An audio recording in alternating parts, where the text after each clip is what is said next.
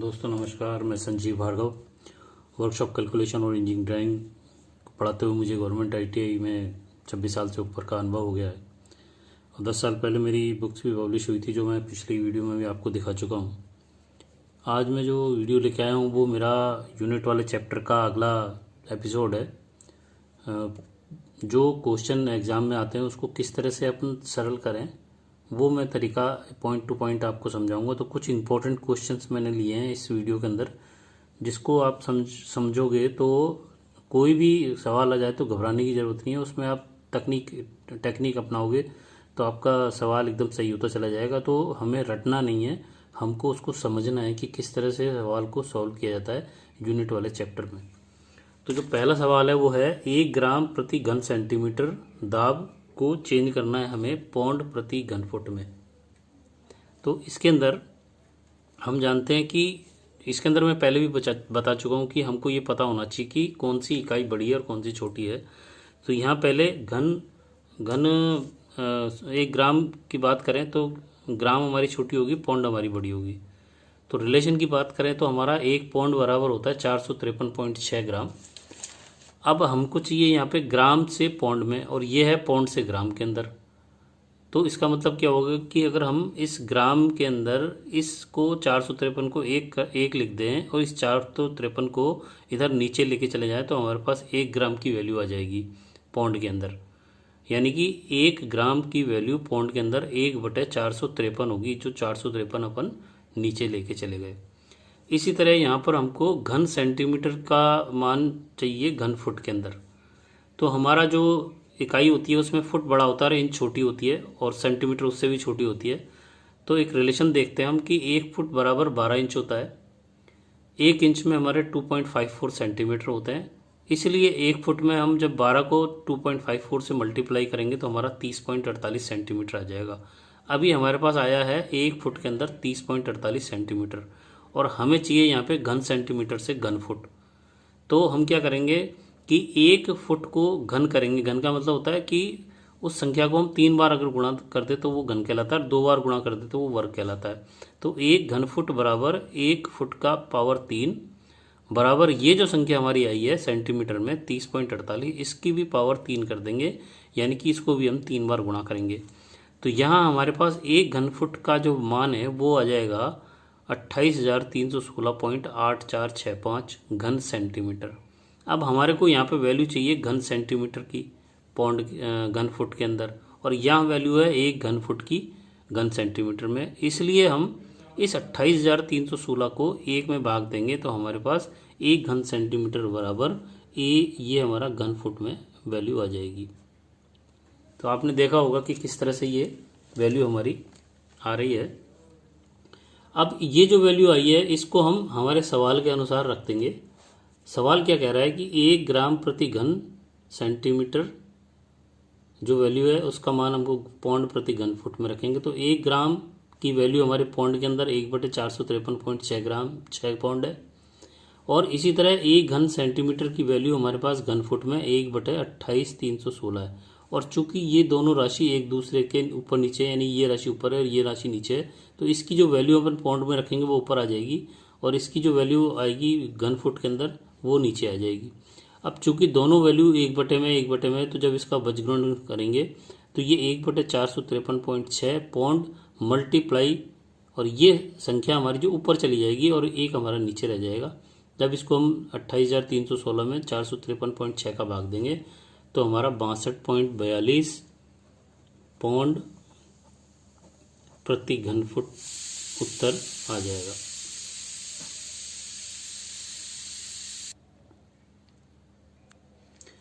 तो जो हमारा सवाल है कि 1 ग्राम प्रति घन सेंटीमीटर, तो जो 1 ग्राम की वैल्यू वो हम यहाँ पे रखेंगे, और ये प्रति का मतलब होता है नीचे, तो यहाँ पे घन सेंटीमीटर की वैल्यू जो हमारी घन फुट में आई है उस वैल्यू को हम यहाँ रख देंगे। उसके बाद जब हम बजगुणन करेंगे तो 1/453.6 पौंड मल्टीप्लाई में ये जो नीचे वाली संख्या है ये ऊपर चली जाएगी, और बाद में ये संख्या के अंदर इस संख्या का जब भाग देंगे तो हमारे को 62.42 पौंड प्रति घन फुट उत्तर आ जाएगा। तो इसके बाद अगला सवाल है कि 61 61 मीटर को डेसीमीटर में बदलिए। इसमें बिल्कुल छोटा सा एक सिंपल सा तरीका बताऊंगा जिससे आपको समझ में आ जाएगा। यहाँ पर हमारा 1 मीटर से डेसीमीटर में जाएंगे तो 1 मीटर के अंदर 10 डेसीमीटर होते हैं। इसको समझाने के लिए मैंने यहाँ एक सिंपल सा चार्ट बना रखा है। उस चार्ट को देखोगे तो आप बिल्कुल समझ में आ जाएगा कि किस तरह से चार्ट आप बना भी सकते हो और उसको याद भी कर सकते हो। तो यहाँ पर मैंने के का मतलब kilometre, hectometre, decametre, metre, decimetre, centimetre और मिलीमीटर लिए हैं ये। यहाँ पर एक, इसके बाद एक जीरो बढ़ा दिया, फिर एक जीरो बढ़ा दिया, तो इस तरह से जीरो बढ़ते चले जाएंगे। यहाँ पे K H D M D C M, तो याद करने का तरीका K H D M D C M, K H D M D C M. हमें ये भी पता होना चाहिए कि जब हम बड़ी इकाई से छोटी इकाई की तरफ जाते हैं तो हम वहाँ पर मल्टीप्लाई करते हैं, यानी कि किलोमीटर से हेक्टामीटर की तरफ जाएंगे तो हम 10 का गुणा करेंगे। उसके बाद फिर हेक्टामीटर को जब डेकामीटर में बदलेंगे तो फिर 10 का गुणा करेंगे। उसके बाद फिर हम अगर डेकामीटर से मीटर की तरफ जाएंगे तो फिर 10 का गुणा होगा। तो यहाँ पर अगर मेरे को किलोमीटर से मीटर में जाना है तो ये 10 गुणा 10 गुणा 10 यानी कि 1000 का मल्टीप्लाई हो जाएगा किलोमीटर से मीटर जाने के लिए। तो यहाँ पे देखें आप कैसे इसको पढ़ सकते हैं। आपकी किलोमीटर से मीटर में जाना है तो ये जो हमारे कॉलम है, ये जो खड़े होते हैं उनको कॉलम कहते हैं और ये जो पड़े जो होते हैं उनको रो कहलाते हैं। तो के कॉलम के अंदर हम जाएंगे और हमको मीटर की वैल्यू चाहिए तो मीटर के सामने वाली जो राशि है उसको लेकर के हम किलो वाली जो राशि हमको दे रखी है उसमें मल्टीप्लाई कर देंगे। जैसे मान लीजिए हमको 5 किलो को मीटर में बदलना है तो 5 को 1000 से गुणा कर देंगे, वो 5000 हमारा मीटर हो जाएगा। इसी तरह मान लीजिए मेरे को 1 हेक्टामीटर को और सेंटीमीटर में बदलना है तो मैं हेक्टामीटर के कॉलम में जाऊंगा और सेंटीमीटर के सामने में 10,000 जो संख्या लिख रखी है उसका मल्टीप्लाई कर दूंगा तो हमारी वैल्यू जो है हेक्टामीटर की सेंटीमीटर में आ जाएगी। तो आपने देखा ये चार्ट किस तरह से सिंपल बना हुआ है। उसी के साथ यहाँ पर हम जब बड़ी इकाई से छोटी इकाई की तरफ जाएंगे, छोटी इकाई से जब बड़ी इकाई की तरफ जाएंगे तो हमको संख्या का भाग देना होता है। तो इसीलिए यहाँ पे मैंने तीर लगा करके इस तरह से समझा रखा है। और हमने यहाँ पे जैसे मान लीजिए मेरे को एक छोटी इकाई है सेंटीमीटर और सेंटीमीटर को मुझे मेरे को बदलना है डेकामीटर में, तो मैं सेंटीमीटर की कॉलम में आऊँगा और मैं जाऊँगा डेकामीटर के सामने। तो वहाँ 1/1000, या तो आप 1000 का भाग दे दो या 1/1000 का गुणा कर दो, एक ही बात है। और 1/1000 की जो वैल्यू होती है वो 10 की पावर -3 होती है, क्योंकि जितनी जीरो होंगी उतनी ही हमारी घात होती है। और बट अगर वो भाग में है तो वो माइनस हो जाएंगी और वो अगर गुणा में है इस तरह से तो वो 10 की पावर 3 हो जाती हैं। तो एक सिंपल सा चार्ट है, इसको आप समझ सकते हो, इससे आपको करना बड़ा आसान हो जाएगा।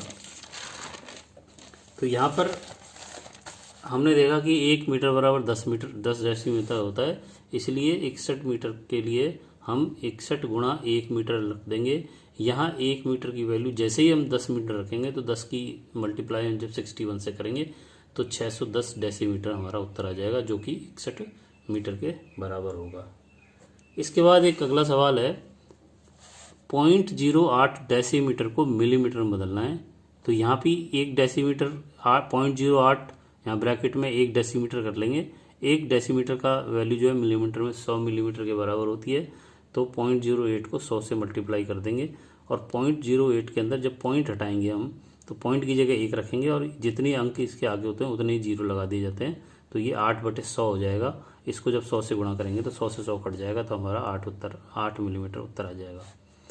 इसके बाद जो इलेक्ट्रॉनिक्स ट्रेड में ये ज़्यादा सवाल आते हैं, जो अगला वाला सवाल है 1.75 गुणा 105 मेगा जूल को किलो जूल में कन्वर्ट करें।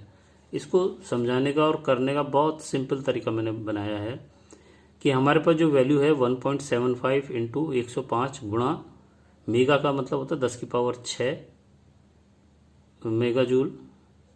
तो यहाँ पर हमको जब किलो जूल में बदलना है तो किलो जूल की वैल्यू होती है 10 की पावर 3, किलो की मतलब 10 की पावर 3 होता है, उसकी वैल्यू का यहाँ पे भाग दे देंगे। तो ये हमारे पास हो जाएगा 1.75 इंटू 105 गुणा मेगा की जगह 10 की पावर 6 रख देंगे और यहाँ 10 की पावर 3 रख करके और यहाँ किलो जूल लिख देंगे हम। तो किलो जूल में हमें उत्तर चाहिए, तो ये तो हमारा आ ही रहा है। अब सिर्फ हमें करना क्या है कि जो 10 की पावर 3 है और ये 10 की पावर 6, इसको आपस में कैलकुलेट कर देंगे और इसको आपस में गुणा कर देंगे। तो जब 10 की पावर 3 हमारी नीचे होगी और जब इसको ऊपर ले जाएंगे तो ये -3 ऊपर होके जाएगी। तो यहाँ हमारी जो 1.75 को 105 से मल्टीप्लाई करेंगे तो हमारे पास आएगा 183.750 और 6 में से जब 3 की पावर घट जाएगी तो हमारी केवल 3 रह जाएगी और हमारा उत्तर किलो जूल में आएगा। तो हम पहले से यहाँ पे लिख चुके हैं।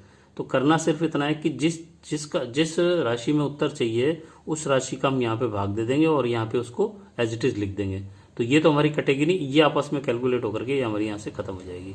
तो यहाँ हमने देखा कि 10 की पावर 6 को हम 10 की पावर 3 और 10 की पावर 3 गुणा करके इस तरह से लिख सकते हैं। तो हमारी 10 की नीचे और 3 पावर से 10 की पावर 3 कट जाएगी तो हमारी ये 10 की पावर 3 रह जाएगी। और जब इसको गुणा कर रहे हैं तो ये 183.750 आ रहा है और 10 की पावर 3 का मतलब होता है 1000। तो इसको जब 1000 से गुणा करेंगे तो 1,83,750 किलो जूल आ जाएगा। इसी तरह का अगला जो सवाल है वो है मेरा कि 1.68 इंटू 10 की पावर -4 किलो वाट को मिली वाट में चेंज करना है। तो यहाँ पर किलो वाट की जो वैल्यू होती है वो 10 की पावर 3 होती है और मिली का मतलब होता है 10 की पावर -3, दोनों उल्टे होते हैं। तो हमको करना क्या है कि ये संख्या एज इट इज लिखनी है और किलो का वैल्यू यहाँ रखनी है और यहाँ पर हम लिख देंगे मिली वाट लिख दिया हमने यहाँ पे। और ये जो 10 की पावर -3 हमारी मिली थी उसको हमने नीचे भाग दे दिया। भाग देने से क्या होगा कि ये मिली वाट तो हमारा उत्तर आना ही आना है, लाना ही लाना है हमको। अब केवल हमको इन दोनों को आपस में कैलकुलेट करना है और इनको आपस में कैलकुलेट करना है। 10 की पावर -4 ये 10 की पावर किलो का मतलब 3 हो गई और ये -3 ऊपर जाके प्लस की 3 हो जाएगी। तो प्लस की 3 और प्लस की 3 6, प्लस का 6 हो गया ये देखें। और ये -4 है तो 6 प्लस के और माइनस की 4 घात है तो ये माइनस की 2 रह जाएगी। तो 1.68 इंटू 10 ये सॉरी प्लस की 6 है माइनस की 4 है तो हमारे प्लस 2 रह जाएगी। और प्लस 10 की पावर प्लस 2 होने का मतलब है 100। तो 1.68 को 100 से मल्टीप्लाई करेंगे तो 168 हमारा मिली वाट आ जाएगा। तो ये आपको बड़ा आसानी से समझ में आ गया होगा कि किस तरह से करना है। अगला सवाल है 1 गैलन तेल की कीमत 210 रुपये है तो 1 लीटर की कीमत कितनी होगी। तो यहाँ हम जानते हैं कि 1 गैलन बराबर 4.5446 लीटर होती है। तो एक्चुअल में क्या कह रहा है कि 1 गैलन बराबर 4.5446 लीटर होता है। इसका मतलब 4.5446 लीटर की वैल्यू मूल्य जो है 210 रुपये है। इसलिए 1 लीटर तेल की वैल्यू 210 बटे ये संख्या का भाग देंगे तो हमारे पास 46 रुपये 20 पैसे रुपये आ जाएगा। इसके बाद जो अगला क्वेश्चन है, मैं छोटे छोटे क्वेश्चन ले रहा हूँ जिसको समझाना आपके लिए समझना बड़ा आसान हो जाएगा कि किस तरीके से अपन करेंगे हमारे को गलती भी नहीं हो और हमारा उत्तर भी सही आ जाए। 0.975 मिली एम्पियर को माइक्रो एम्पियर में बदलो। तो मिली का तो मतलब होता है 10 की पावर -3 और माइक्रो का मतलब होता है 10 की पावर -6। ये हमको याद रखने पड़ेंगे। तो मैंने क्या किया कि 0.975 मिली का मतलब 10 की पावर -3। अब मेरे को उत्तर चाहिए माइक्रो एम्पियर तो मैंने यहाँ माइक्रो एम्पियर लिख दिया। और जो माइक्रो एम्पियर की जो वैल्यू होती है वो 10 की पावर -6 उसको नीचे लिख दिया। वैसे देखेंगे तो ये दोनों कट जाएगा तो हमारे पास ये संख्या आ जाएगी। हमको जब मान चाहिए तो हम इस तरह को यहाँ लिखेंगे, इसको समझ लें गुणा कर दिया या कुछ इस तरह से समझ सकते हो आप। अब हम इसको तो ऐसे के ऐसे रहने देंगे और इन सब चीज़ों को कैलकुलेट कर लेंगे। तो जब ये संख्या -10 की पावर -6 ऊपर जाएगी तो +6 हो जाएगी और ये -3 है तो ये हमारे पास प्लस की 3 बच जाएगी। 10 की पावर 3 का मतलब होता है 1000। तो 0.975 को जब 1000 से मल्टीप्लाई करेंगे, 0.975 को हम 1000 से मल्टीप्लाई करेंगे तो इस पॉइंट को अगर हटाएं हम यहाँ पे तो आप देखेंगे कि पॉइंट को हटाते ही पॉइंट की जगह हम 1 रखेंगे और 1 2 3 0 लगा देंगे। इन 1000 से ये 1000 कट जाएगा तो हमारे 975 माइक्रो एम्पियर आ जाएगा। इसके बाद अगला जो सवाल है वो है 8.7 गीगा हर्ट्स को मेगा हर्ट्स में बदलिए। अब यहाँ गीगा का मतलब होता है 10 की पावर 9 मेगा हर्ट्स। ये मेगा हर्ट्स का पावर होता है 10 की पावर 6। गीगा का पावर होता है 9 और मेगा का होता है पावर 10 की 6। तो हम यहाँ जो उत्तर हमें चाहिए वो हम यहाँ लिख देंगे और इसकी जो वैल्यू है वो हम यहाँ पे भाग दे देंगे। तो यहाँ 8.7 इंटू 10 की पावर 9 और ये बटे में 10 की पावर 6 हो जाएगा। ये 10 की पावर 6 जो है ऊपर जाके माइनस हो जाएगी पावर, तो 9 में से -6 घटाएंगे तो 3 आ जाएगी। तो 8.7 को 10 की पावर 3 यानी कि 1000 से मल्टीप्लाई करेंगे तो ये हमारा 8700 मेगाहर्ट्ज़ उत्तर आ जाएगा। इसके बाद 95,678 माइक्रो एम्पियर को एम्पियर में बदलेंगे। माइक्रो का मतलब होता है 10 की पावर -6। तो यहाँ पे हम वापस वही करेंगे, एम्पियर में मान चाहिए हम तो एम्पियर लिख देंगे, एम्पियर नीचे कर देंगे तो ये 1 एम्पियर ही होता है एम्पियर का मतलब।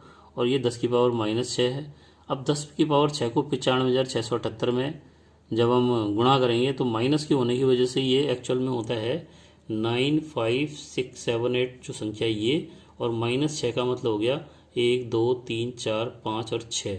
जितनी पावर होगी उतने ही जीरो लगेंगे, माइनस होगा तो नीचे चले जाएगा और पावर अगर प्लस है तो मल्टीप्लाई होगा। तो यह -6 होने की वजह से ये भाग हो जाएगा। यहाँ 6 की जगह 6 जीरो लगा देंगे और 1 आगे लगा देंगे। अब जब इसको सॉल्व करेंगे तो 1 2 3 4 5 और 1 जीरो लगा करके ये पॉइंट यहाँ लग जाएगा तो ये हमारा उत्तर हो जाएगा। तो आपने देखा किस तरह से सरल ये हो गया हमारा, घबराने की ज़रूरत नहीं है इसमें। इसके बाद हमारा एक अगला सवाल है, 0.005 माइक्रो फैराडे को पीको फैराडे में। तो माइक्रो का मतलब होता है वही 10 की पावर -6 और पीको का मतलब होता है 10 की पावर -12। ये इलेक्ट्रॉनिक्स के बच्चों के बहुत ज़्यादा काम आता है। तो यहाँ आप देखें कि हमको वही 0.005 माइक्रो की वैल्यू हमने 10 की पावर -6 रख दी, यहाँ पीको फैराडे लिख दिया जो हमें उत्तर चाहिए, और पीके फैराडो की वैल्यू जो हमने नीचे अपन रख देंगे। इससे क्या होगा कि जो यवजी संख्या ऊपर जाएगी तो +12 होके जाएगी, तो ये -6 और +12 का मतलब +6 हमारे पास बच गई।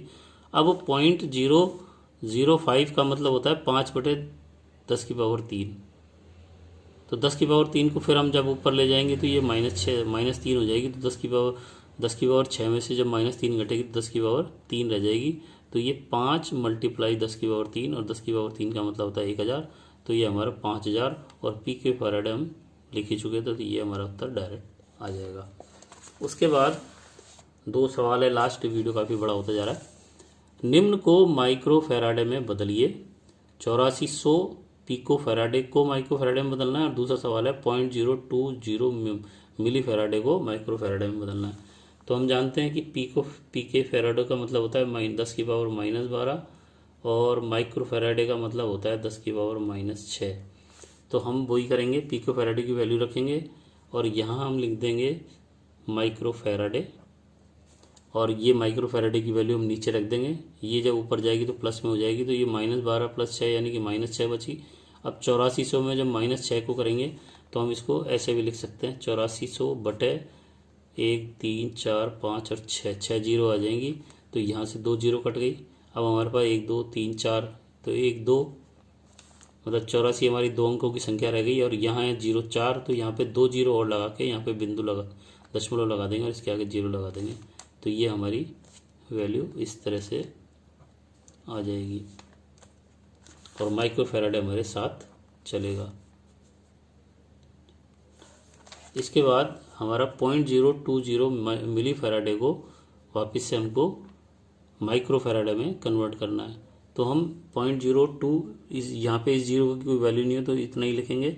मिली का मतलब होता है 10 की पावर -3 और माइक्रो का मतलब होता है 10 की पावर -6, तो हम नीचे ले जाएंगे और साथ में यहाँ लिख भी देंगे और नीचे भी ले जाएंगे।